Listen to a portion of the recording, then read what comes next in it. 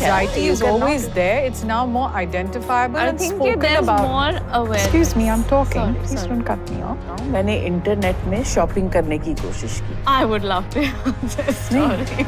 Don't laugh. Okay. It's serious. दोस्तों, क्या आपने कभी सोचा है कि जिस घर में महानायक अमिताभ बच्चन जैसा पिता हो, जिस घर में विश्व सुंदरी ऐश्वर्या राय जैसी भाभी हो, उस घर की बेटी आखिर हमेशा विवादों में क्यों घिरी रहती है? क्यों महानायक की बेटी होने के बावजूद श्वेता बच्चन एक्टर नहीं बन पाई?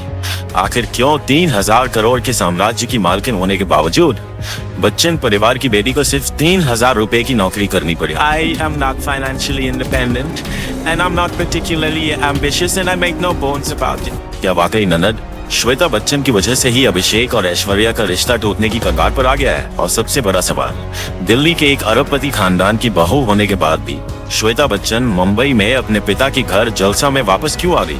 क्या उनका वैवाहिक जीवन सिर्फ एक समझौता बनकर रह गया है? आज हम बॉलीवुड के सबसे प्रतिष्ठित परिवार के उस सदस्य की कहानी का पोस्टमार्टम करेंगे जो कैमरे के पीछे रहकर भी सबसे ज्यादा सुर्खियों में रहती हैं। जी हाँ, हम बात कर रहे हैं श्वेता बच्चन नंदा की। उनका 3000 रुपए की मामूली कमाई से लेकर 50 करोड़ के आलीशान बंगले, प्रतीक्षा की मालकिन बनने तक का ये सफर इतना सीधा नहीं है जितना दिखता है। तो कुर्सी की पेटी बांध लीजिए, क्योंकि आज हम बच्चन परिवार के बंद दरवाजों के पीछे के उन राजों से पर्दा उठाने वाले हैं जो आपको हैरान कर देंगे।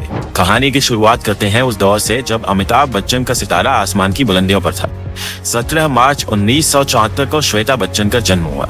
एक स्टार किड होने का मतलब है कि आप पैदा होते ही कैमरों की नजर में आ जाते हैं। लेकिन श्वेता का बचपन बिल्कुल भी सामान्य नहीं था।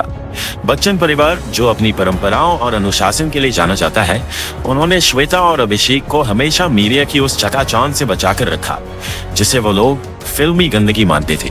श्वेता और अभिषेक का बचपन एक तरह से सोने के पिंजरे जैसा था, जहाँ सुविधाएं तो सारी थीं लेकिन आजादी सीमित थी। श्वेता ने अपनी उच्च शिक्षा बोस्टन यूनिवर्सिटी से पूरी की, लेकिन यहाँ एक बहुत ही दिलचस्प और अजीब विरोधाभास देखने को मिलता है। जरा सोचिए, एक ही घर में 2 बच्चे हैं लेकिन दोनों के लिए नियम बिल्कुल अलग। जहां अभिषेक बच्चन को बचपन से ही यह एहसास कराया गया, उनके दिमाग में यह बात डाली गई कि उन्हें तो अपने पिता की भारी भरकम विरासत को आगे बढ़ाना है, हीरो बनना है और परिवार का नाम रोशन करना है। वहीं दूसरी तरफ श्वेता के लिए नियम एकदम अलग थे। उस समय बच्चन परिवार की सोच ये थी कि बेटी को फिल्म इंडस्ट्री के संघर्ष और यहाँ के माहौल से कोसों दूर रखना है। श्वेता ने खुद कई बार इंटरव्यूज में यह स्वीकार किया है कि उन्हें अभिनय में, एक्टिंग में कभी कोई खास रुचि नहीं थी। लेकिन यहाँ एक बहुत बड़ा सवाल खड़ा होता है, क्या एक्टिंग में रुचि न होना वाकई उनकी अपनी पसंद थी, या फिर ये उन पर बचपन से थोपी गई एक सोच थी? क्या उन्हें कभी ये मौका दिया गया कि वो अपनी मर्जी चुन सकी? भाई बहन के रिश्ते की बात करें तो श्वेता और अभिषेक के बीच बचपन से ही बहुत गहरा प्यार रहा है। लेकिन इस प्यार के बीच एक बहुत ही अजीबोगरीब आर्थिक असंतुलन भी था जो आपको चौंका देगा। आप सोच रहे होंगे कि बॉलीवुड के सबसे अमीर अभिनेता के बच्चों को पैसों की क्या दिक्कत हो सकती है, लेकिन सच्चाई कुछ और ही थी। श्वेता ने अपने खुद के पॉडकास्ट व्हाट द हेल नव्या में एक बहुत ही हैरान करने वाला खुलासा किया था। उन्होंने बताया कि जब वो बोर्डिंग स्कूल और कॉलेज में थी तो उन्हें पैसों की भारी तंगी का सामना करना पड़ता था। हालात ऐसे थे कि खाने पीने की छोटी मोटी चीजों के लिए भी उन्हें अपने छोटे भाई अभिषेक से पैसे उधार लेने पड़ते थे। जरा इस बात की गहराई को समझिए। अमिताभ बच्चन की बेटी, जिसके पिता के पास दुनिया भर की दौलत है, उसे हॉस्टल में अपने खर्च चलाने के लिए भाई के आगे हाथ फैलाना पड़ता था। ये किस्सा हमें बताता है कि बच्चन परिवार में बच्चों की परवरिश में पैसे को लेकर कितनी ज्यादा सख्ती बरती जाती थी। शायद ये उनका तरीका था बच्चों को पैसे की कीमत समझाने का, या शायद ये उस कंट्रोल का हिस्सा था जिसने आगे चलकर श्वेता के मन में पैसे और सुरक्षा को लेकर एक गहरी इनसिक्योरिटी पैदा कर दी। दोस्तों, अब हम कहानी के उस पन्ने को पलटने जा रहे हैं जिसे बच्चन परिवार शायद हमेशा के लिए मिटा देना चाहता है। 90 का दशक, जो हम सबके लिए सिर्फ गानों और पुरानी यादों का दौर था, वही दौर बच्चन परिवार के लिए किसी डरावने सपने से कम नहीं था। ये वो वक्त था जब शहंशाह का तख्त डगमगा रहा था। अमिताभ बच्चन ने बड़े अरमानों से अपनी company Amitabh Bachchan corporation limited यानी ABCL शुरू की थी, लेकिन किस्मत को कुछ और ही मंजूर था। ये कंपनी इतनी बुरी तरह डूबी कि पूरा परिवार आर्थिक तंगी के दलदल में धंस गया। आप यकीन नहीं करेंगे, लेकिन उस समय बच्चन परिवार पर 90 करोड़ रुपए का भारी भरकम कर्ज था और बैंक वाले वसूली के लिए उनके दरवाजे पर खड़े रहते थे। दिवालियापन की तलवार उनके सिर पर लटक रही थी। लेकिन ठीक इसी उथल पुथल और तनाव के बीच 1997 में अचानक एक ऐसी खबर आई जिसने सबको चौंका दिया। श्वेता बच्चन की शादी। यह शादी कोई आम शादी नहीं थी और न ही इसका समय सामान्य था। जब पिता कर्ज में डूबे थे तब बेटी की डोली उठाने की तैयारी हो रही थी। दूल्हा चुना गया निखिल नंदा को, जो कोई साधारण लड़का नहीं था। वो एस्कॉर्ट्स ग्रुप के वारिस थे और महान शोमैन राज कपूर की बेटी रितु नंदा के बेटे थे। यानी यह बॉलीवुड और बिजनेस जगत के दो सबसे ताकतवर परिवारों बच्चन और कपूर नंदा का मिलन था। ऊपर से देखने पर यह एक परफेक्ट मैच लग रहा था, लेकिन बॉलीवुड के अंदरूनी सूत्रों और दबी जुबान में होने वाली चर्चाओं का मानना था कि इस शादी में कुछ तो गड़बड़ थी, कुछ तो जल्दबाजी थी। खुद श्वेता ने बाद में एक इंटरव्यू में यह राज खोला कि निखिल नंदा ने उन्हें जानने के महज 10 दिन बाद ही शादी के लिए प्रपोज कर दिया था। और सबसे हैरान करने वाली बात यह थी कि श्वेता ने जवाब देने में कितना समय लिया, सिर्फ और सिर्फ 5 मिनट। अब जरा सोचिए, एक 21 से 22 साल की लड़की जिसने अभी दुनिया देखी भी नहीं है, वो एक ऐसे लड़के से शादी के लिए 5 मिनट में हाँ कैसे कर सकती है जिसे वो मुश्किल से 10 दिन से जानती हो। आलोचक इस शादी को सीधे तौर पर एबीसीएल के संकट से जोड़कर देखते हैं। सवाल यह उठता है कि क्या अमिताभ बच्चन अपनी बिगड़ती आर्थिक स्थिति को देखते हुए अपनी बेटी को जल्द से जल्द सुरक्षित करना चाहते थे? निखिल नंदा का परिवार पैसों के मामले में बेहद मजबूत था। उनका एस्कॉर्ट्स ग्रुप का साम्राज्य था। तो क्या यह एक पिता द्वारा अपनी बेटी को फाइनेंशियल सिक्योरिटी देने का एक प्रयास था? यह सवाल आज भी गूंजता है, क्योंकि 10 दिन की जान पहचान वाली यह चटमगनी पट ब्याह वाली शादी आज किस मोड़ पर आखिरी हुई है, यह जानकर आपके होश उड़ जाएंगे। खैर, शादी हो गई और श्वेता बच्चन नंदा बनकर दिल्ली के महलों में रहने चली गई। नंदा परिवार दिल्ली के सबसे रईस और प्रतिष्ठित औद्योगिक घरानों में से एक है। श्वेता अब अरबों की संपत्ति की मालकिन थी, लेकिन दिल्ली जाने के बाद उनकी कहानी में एक बहुत ही अजीब और इमोशनल मोड़ आता है। ससुराल में बेशुमार दौलत होने के बावजूद श्वेता को अपनी निजी जेब खर्च और आर्थिक आजादी के लिए संघर्ष करना पड़ा। ऐसा हमारा नहीं, उनका कहना है। दरअसल हाल ही में श्वेता ने एक ऐसा खुलासा किया जिसे सुनकर लोग सन्न रह गए। उन्होंने बताया कि शादी के बाद जब वो दिल्ली में थी तो उन्होंने एक किंडरगार्टन स्कूल लर्निंग ट्री में असिस्टेंट टीचर की नौकरी की थी। और जानते हैं इसके लिए उन्हें कितनी सैलरी मिलती थी? मात्र 3,000 रुपए महीना। ये बात हजम करना मुश्किल है ना? एक तरफ वो चार्टर्ड प्लेन और मर्सिडीज जैसी गाड़ियों में घूमती थी और दूसरी तरफ वही करोड़पति बहू 3,000 रुपए कमाने के लिए स्कूल में बच्चों को पढ़ाती थी। यह पैराडॉक्स श्वेता के व्यक्तित्व की एक बहुत ही गहरी परत को खोलता है। वो बताते हैं कि वो इस 3,000 रुपए की कमाई को खर्च नहीं करती थी, बल्कि बैंक में जमा करती थी। ये छोटी सी रकम उनके लिए सिर्फ पैसे नहीं थी, बल्कि उनकी आत्मनिर्भरता की तरफ थी। ये कितनी बड़ी विडंबना है कि जिस पिता के पास अरबों का साम्राज्य हो और जिस पति का एस्कॉर्ट्स जैसा बड़ा ग्रुप हो, उस महिला को 3,000 रुपए की नौकरी से जो आत्मसंतोष मिल रहा था, वो करोड़ों की दौलत नहीं दे पा रही थी। शादी के बाद उनके 2 बच्चे हुए, नव्या नवेली नंदा जिनका जन्म 1997 में हुआ और अगस्त्य नंदा जिनका जन्म 2000 में हुआ। लेकिन दोस्तों, दिल्ली की यह शांति ज्यादा दिन तक टिकने वाली नहीं थी, क्योंकि जल्द ही बच्चन और कपूर परिवार के बीच एक ऐसा भूचाल आने वाला था जिसने श्वेता को 2 पार्टों के बीच पीस कर रख दिया। जी हाँ, हम बात कर रहे हैं करिश्मा कपूर और अभिषेक बच्चन की उस सगाई की जो टूट गई और जिसका सीधा असर श्वेता की जिंदगी पर पड़ा। दोस्तों, अब हम कहानी के उस मोड़ पर हैं जहां बॉलीवुड के 2 सबसे बड़े खानदान एक होने वाले थे, लेकिन किस्मत ने पासा पलट दिया। श्वेता बच्चन नंदा असल में बच्चन और कपूर परिवार के बीच की वो सुनहरी कड़ी थी जो इन 2 महाशक्तियों को जोड़ रही थी। उनके पति निखिल नंदा कोई और नहीं बल्कि करिश्मा और करीना कपूर की बुआ के बेटे हैं। इसी रिश्तेदारी की वजह से श्वेता की शादी के दौरान अभिषेक बच्चन और करिश्मा कपूर करीब आए थे। ये वो दौर था जब हर मैगजीन के कवर पर यही दोनों छाए रहते थे। 5 साल की डेटिंग के बाद 2002 में अमिताभ बच्चन के 7वें जन्मदिन पर धूमधाम से इनकी सगाई का ऐलान हुआ। लगा जैसे सब कुछ किसी परिकथा जैसा है, लेकिन फिर अचानक ये सगाई टूट गई। और इस टूटे हुए रिश्ते का कांच सबसे ज्यादा अगर किसी को चुभा तो वो थी श्वेता बच्चन। जरा श्वेता की हालत के बारे में सोचिए। वो दिल्ली में अपने ससुराल में थी जहां कपूर खानदान का आना जाना लगा रहता था। करिश्मा कपूर उनकी ननद लगती थी और इसीलिए श्वेता को अपने ही सामने बच्चन परिवार की बुराइयां अपने ससुराल वालों से हर पल सुननी पड़ती। गॉसिप के गलियारों में चर्चा थी कि करिश्मा की मां बबीता को अभिषेक के फ्लॉप करियर और बच्चन परिवार की डगमगाती आर्थिक हालत पर भरोसा नहीं था। वो चाहती थी कि बिग बी अपनी जायदाद का कुछ हिस्सा अभिषेक के नाम करे।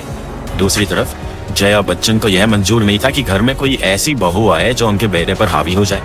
इस सास बहू और माँ बेटी के झगड़े में श्वेता बुरी तरह पिस गई। रिपोर्ट्स तो यहाँ तक कहती हैं कि जब यह रिश्ता टूटा तो श्वेता की सास ऋतुनंदा ही थी जिन्होंने करिश्मा को डिप्रेशन से बाहर निकाला था। ऐसे माहौल में जहां आपके भाई ने उसी घर की लड़की का दिल तोड़ा हो जिस घर में आप ब्याही गई हैं, श्वेता का वहां रहना कितना असहज रहा होगा, इसका हम सिर्फ अंदाजा लगा सकते हैं।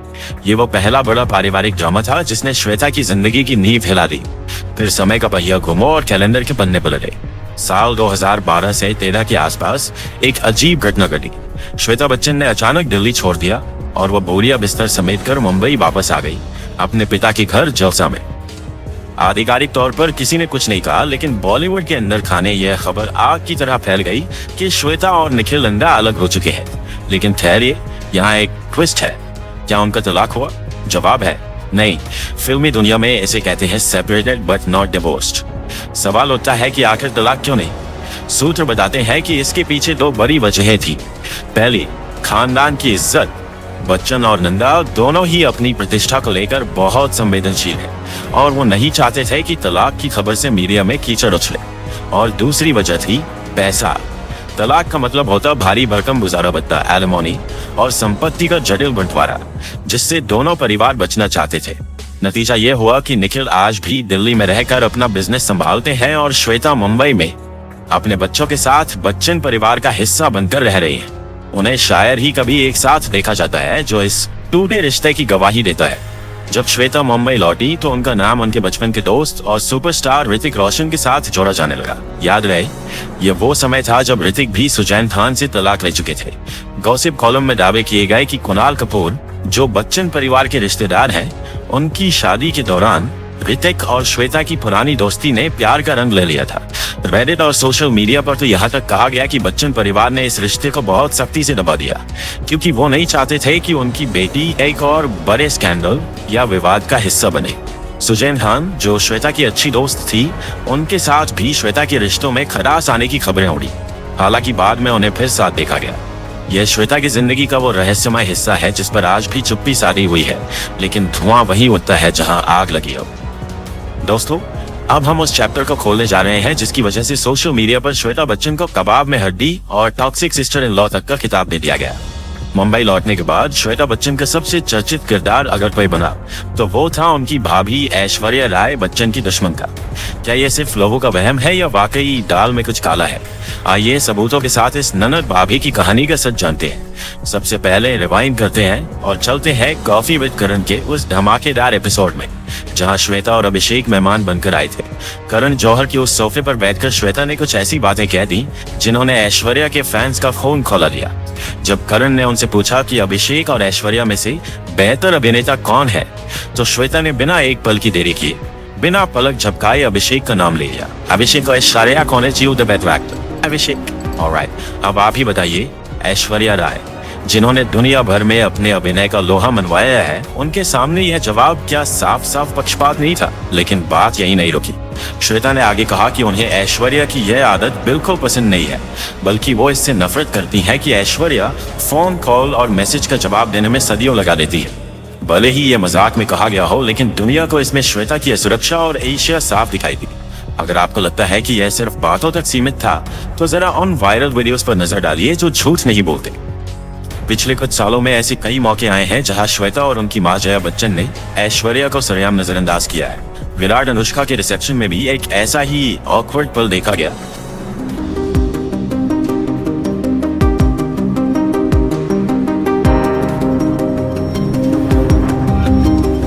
लेकिन हद तो तब हो गई जब फरवरी 2024 में अभिषेक और ऐश्वर्या के तलाक की अफवाहें चरम पर थीं।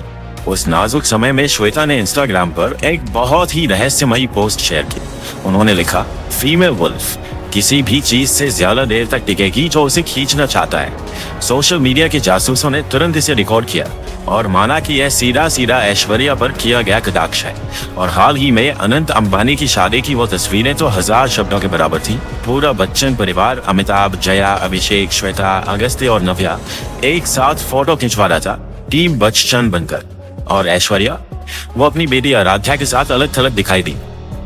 लोग खुलकर कह रहे हैं कि श्वेता की जलसा में वापसी ने घर का पूरा संतुलन बिगाड़ दिया है और तब से ही ऐश्वर्या को साइडलाइन किया जा रहा है। तो क्या श्वेता अपनी भाभी ऐश्वर्या से चलती है? दोस्तों, कुछ हद तक ये बातें सही लग सकती है, लेकिन इसके पीछे की क्या साइकोलॉजिकल वजह है ये जानना भी जरूरी है, क्योंकि पहले तो इनके मम्मी पापा ने इन्हें करियर एक्सप्लोर नहीं करने दिया और जल्दी शादी करके ससुराल भेज दिया। फिर हस्बैंड से भी वह अटेंशन नहीं मिली जो हर लड़की उम्मीद करती है। जब वह अपने पेरेंट्स के पास रहने आ गई तो घर में ऐश्वर्या जैसी विश्व सुंदरी मौजूद थी, जिनके साथ कहीं आने जाने, किसी इवेंट या पार्टी अटेंड करने के मौके पर इन्हें इंफीरियरिटी फील होती, क्योंकि सारी लाइमलाइट ऐश्वर्या ले जाती और इसीलिए खुद को सुपीरियर दिखाने के चक्कर में कई बार वो पब्लिकली गलतियां कर बैठती, जो लोग नोटिस कर लेते और फिर ऐश्वर्या के फैंस उन्हें ट्रोल करते। दोस्तों, आगे की कहानी जानने से पहले ऐसे ही वीडियोस देखते रहने के लिए हमारे चैनल को सब्सक्राइब करके सपोर्ट करना बिल्कुल न भूलें।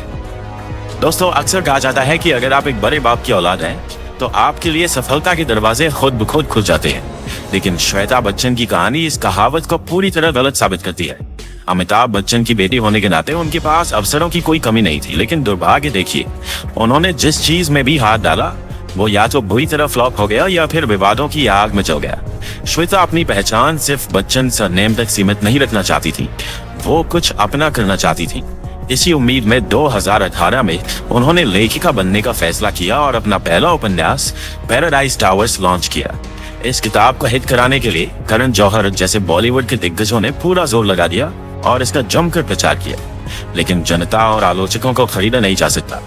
जैसे ही किताब बाजार में आई, पाठकों ने इसे सिरे से खारिज कर दिया। रिव्यू इतने नेगेटिव थे कि किताब को इमेच्योर और एक्सट्रीमली बोरिंग करार दे दिया गया। श्वेता ने बाद में खुद माना कि इन बैड रिव्यूज ने उन्हें अंदर से तोड़कर रख दिया था। उनका दिल इस कदर टूटा कि उन्होंने कहा, मुझे इससे उभरने में काफी समय लगा और अंततः मैंने लिखना ही बंद कर दिया। सोचिए, एक लेखक का करियर शुरू होने से पहले ही खत्म हो गया। लेखन में मिली नाकामी के बाद श्वेता ने फैशन की दुनिया में अपनी किस्मत आजमाने की सोची। उन्होंने मशहूर डिजाइनर मोनिशा जयसिंह के साथ मिलकर अपना फैशन ब्रांड MXS लॉन्च किया। लॉन्च पार्टी में बॉलीवुड के तमाम बड़े सितारे पहुंचे। लगा कि अब श्वेता की गाड़ी चौपड़ेगी, लेकिन यहाँ भी किस्मत ने उन्हें धोखा दे दिया। लॉन्च की कुछ ही दिनों बाद फैशन पुलिस कहे जाने वाले इंस्टाग्राम हैंडल डाइट साबिया ने उनकी पोल खोलकर रख दी। उनके ब्रांड के एक स्वेटशर्ट पर एयरप्लेन मोड लिखा था, जिसे डाइट साबिया ने पकड़ लिया। खुलासा हुआ कि यह डिजाइन अमेरिकी ब्रांड द लॉन्ड्री रूम के डिजाइन की हूबहू नकल यानी कॉपी पेस्ट थी। इस डिजाइन चोरी के आरोप ने ब्रांड की साख पर ऐसा बट्टा लगाया कि श्वेता को भारी शर्मिंदगी उठानी पड़ी। नतीजा वही हुआ, यह ब्रांड भी धीरे धीरे ठंडे बस्ते में चला गया। लेकिन रुकिए, अभी एक और झटका बाकी था। श्वेता ने सोचा क्यों ना अपने पिता के साथ स्क्रीन शेयर करके देखा जाए। उन्होंने कल्याण ज्वेलर्स का एक विज्ञापन किया जिसमें वो अपने पिता अमिताभ बच्चन के साथ नजर आए। इसमें उन्होंने एक पेंशन भोगी की बेटी का किरदार निभाया था जो बैंक अधिकारियों से लड़ती है, लेकिन यह विज्ञापन टीवी पर आते ही विवादों में गिर गया। इस महीने की सारे 5,000 आ तो गई, प्रॉब्लम क्या है? लेकिन 2 बार आई। क्या बात है, पार्टी ये जानकर नहीं पापा ऐसे वापस करना चाहते, पूरा लंबा चुप कर, छोड़िए ना, किसको पता चलेगा। मुझे पता है, गलत तो गलत है। All India bank officers confederation ने इस विज्ञापन को घिनौना बताया और कहा कि यह देश भर के बैंक कर्मचारियों का अपमान है। बात इतनी बढ़ गई कि उन्होंने मुकदमा करने तक की धमकी दे दी। अंततः कल्याण ज्वेलर्स को माफी मांगनी पड़ी और यह विज्ञापन टीवी से हटाना पड़ा। यानी श्वेता का एक्टिंग डेब्यू भी विवादों की भेंट चढ़ गया। ये लगातार विफलताएं किसी के लिए भी निराशाजनक हो सकती है। श्वेता अमिताभ बच्चन की बेटी के टैग से बाहर निकलना चाहती थी, लेकिन हर बार उन्हें मूंग की खानी पड़ी। शायद यही वो हताशा और फ्रस्ट्रेशन है जो कभी कभी उनके व्यवहार और गुस्से में झलकती है। लेकिन कहते हैं ना, जब पिता का हाथ सिर पर हो तो दुनिया की हर दौलत कदमों में होती है। नवंबर 2023 में एक ऐसी खबर आई जिसने बॉलीवुड से लेकर बिजनेस जगत तक सबको हिलाकर रख दिया। अमिताभ बच्चन ने जुहू में स्थित अपना सबसे प्रतिष्ठित और आइकॉनिक बंगला प्रतीक्षा अपनी लाडली बेटी श्वेता को उपहार यानी गिफ्ट डीड के जरिए दे दिया। जी हाँ, आपने सही सुना। इस बंगले की कीमत कागज पर 50.63 करोड़ रुपए है, लेकिन इसका असली बाजार भाव इससे कहीं ज्यादा है। इस गिफ्ट के लिए बच्चन परिवार ने 50 लाख रुपए से ज्यादा की तो सिर्फ स्टाम्प ड्यूटी चुकाई। लेकिन ठहरिए, ये सिर्फ ईंट पत्थर का मकान नहीं है। प्रतीक्षा बच्चन परिवार का वो पहला बंगला है जहां अमिताभ के माता पिता हरिवंश राय और तेजी बच्चन रहा करते थे। इसी बंगले के लॉन में अभिषेक और ऐश्वर्या की शादी हुई थी। इससे पूरे परिवार की, खासकर अभिषेक की, बहुत गहरी यादें जुड़ी है। लेकिन यह बेशकीमती विरासत बेटे को नहीं बल्कि बेटी को मिली। अब यहाँ आता है कहानी में वो ट्विस्ट जिसने सोशल मीडिया पर सवालों की झड़ी लगा दी। ठीक उसी समय जब श्वेता को जुहू का ये आलीशान बंगला मुफ्त में मिल रहा था, उसी दौरान खबरें आई कि अभिषेक बच्चन मुंबई के उपनगरों यानी बोरीवली और मुलुंड में अपने लिए अपार्टमेंट्स खरीद रहे थे। डेटा देखिए, अभिषेक ने ओबेरॉय स्काई सिटी में 6 अपार्टमेंट खरीदे, जिनकी कीमत लगभग 15 करोड़ थी। अब लोग पूछ रहे हैं कि यह कैसा विरोधाभास है। एक तरफ बेटी को प्राइम लोकेशन वाला पुश्तैनी बंगला गिफ्ट किया जा रहा है और दूसरी तरफ बेटा शहर के दूसरे कोने में फ्लैट्स खरीद रहा है। सोशल मीडिया पर सुबुगाहट शुरू हो गई कि क्या अमिताभ अपनी संपत्ति का बंटवारा कर रहे हैं। आलोचकों और गॉसिप पंडितों का कहना है कि क्या श्वेता को प्रतीक्षा देकर एक तरह से शांत किया गया है ताकि बाकी का विशाल साम्राज्य जैसे कि जलसा, जनक और वत्सा भविष्य में अभिषेक को मिल सके, या फिर इसके पीछे एक कड़वी सच्चाई छिपी है। जैसा कि हमने देखा, श्वेता का करियर और वैवाहिक जीवन बहुत स्थिर नहीं रहा है। तो क्या यह एक पिता द्वारा अपनी बेटी की फाइनेंशियल सिक्योरिटी देने की आखिरी कोशिश थी? अमिताभ बच्चन ने 2011 में एक वादा किया था। उन्होंने कहा था, जब मैं मरूंगा तो मेरी जो भी थोड़ी बहुत संपत्ति है वह मेरे बेटे और बेटी के बीच बराबर बांटी जाएगी। प्रतीक्षा का यह गिफ्ट शायद उसी वादे की पहली किस्त है।